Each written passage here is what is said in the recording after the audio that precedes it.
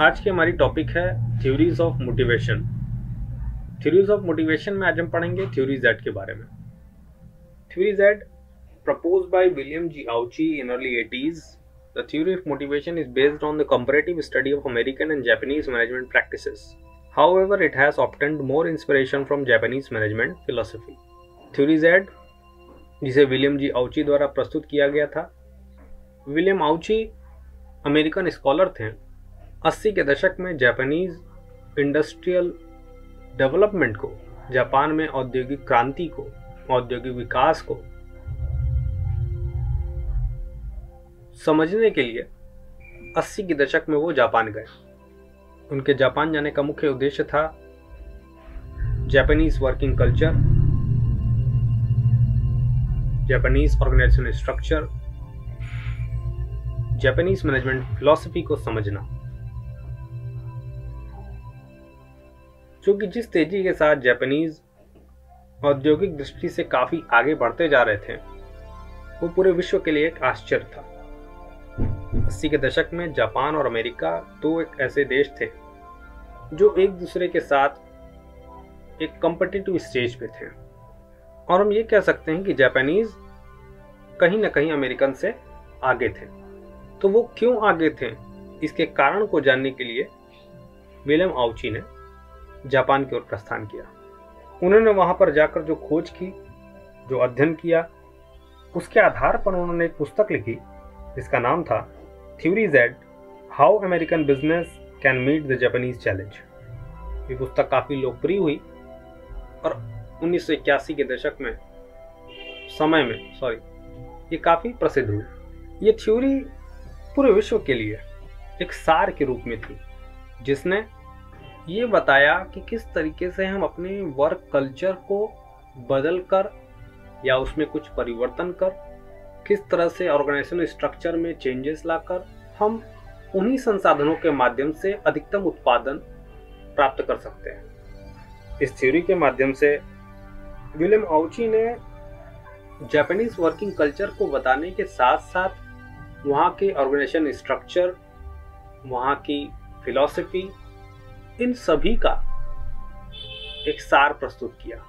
इस थ्योरी का कुछ कैरेक्टरिस्टिक्स है, कुछ विशेषताएं हैं जिन्हें हम समझने की कोशिश करते हैं। पहला है discarding frequent hire and fire policy. Frequent hire और फ्रीक्वेंट फायर, यानी अगर किसी को अपनाना भी है तो उसमें भी जल्दबाजी नहीं होगी, और किसी को निकालना है तो उसमें भी जल्दबाजी नहीं होगी। यानी अगर वहाँ का कोई ऑर्गेनाइजेशन है तो वो ऑर्गेनाइजेशन एम्प्लॉय को अगर सेलेक्ट करेगा, यानी वो रिक्रूटमेंट प्रोसीजर हो जो वहाँ का होगा वो काफ़ी जटिल था। उस रिक्रूटमेंट प्रोसीजर को पास करते हुए जिसने सिलेक्शन हासिल कर लिया तो उसका फ्रीक्वेंट फायर भी नहीं कर सकते थे। यानी अगर किसी को एक बार एम्प्लॉय बना लिया तो वो एम्प्लॉय और ऑर्गेनाइजेशन के बीच में जो रिलेशन है वो लंबे समय अवधि का, जैसा कि दूसरे पॉइंट में भी लिखा है, emphasizes on the establishment of a strong and long-term mutual relationship between organization and employees। यानी एक बार एक एम्प्लॉय ऑर्गेनाइजेशन से जुड़ गया तो उसका उस ऑर्गेनाइजेशन के साथ लंबे समय अवधि के लिए बना रहने वाला संबंध रहेगा। तीसरा, absence of formal organisation structure. Theory Z में जो ऑर्गेनाइजेशनल स्ट्रक्चर है वो एक तरह से स्ट्रक्चरलेस है, इनफॉर्मल है।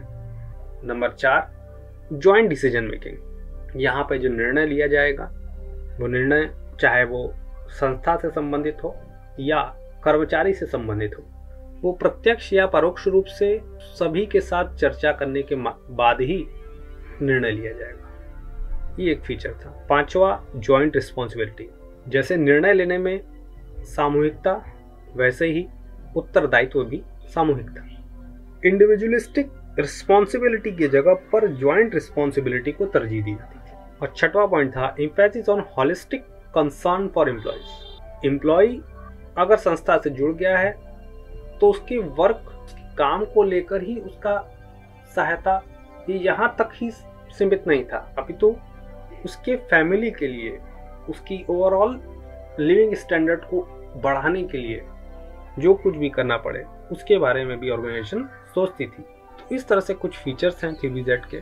अगर हम कंक्लूड करें तो theory Z not only the theory of motivation but also is a complete management philosophy which based on strong mutual relationship, trust, informal relation, concern for employees and their family. Theory Z केवल एक motivation theory ना होकर एक complete management philosophy थी जो कि employ और employer के बीच में स्ट्रॉन्ग रिलेशनशिप को दिखाती थी, उन दोनों के मध्य एक दूसरे पर भरोसे को दिखाती थी। जो स्ट्रक्चर था, जो रिलेशन का स्ट्रक्चर था वो इनफॉर्मल था और है, और यहाँ पर एक होलिस्टिक कंसर्न फॉर एम्प्लॉय था, concern for employee and for their family. तो इसी के साथ उम्मीद करते हैं कि आपको ये वीडियो पसंद आया होगा। एक छोटा सा प्रयास थ्योरी जेड को समझने के लिए जो हमने किया है। अगर वो आपको पसंद आया है तो कृपा कर इस वीडियो को शेयर करें। धन्यवाद।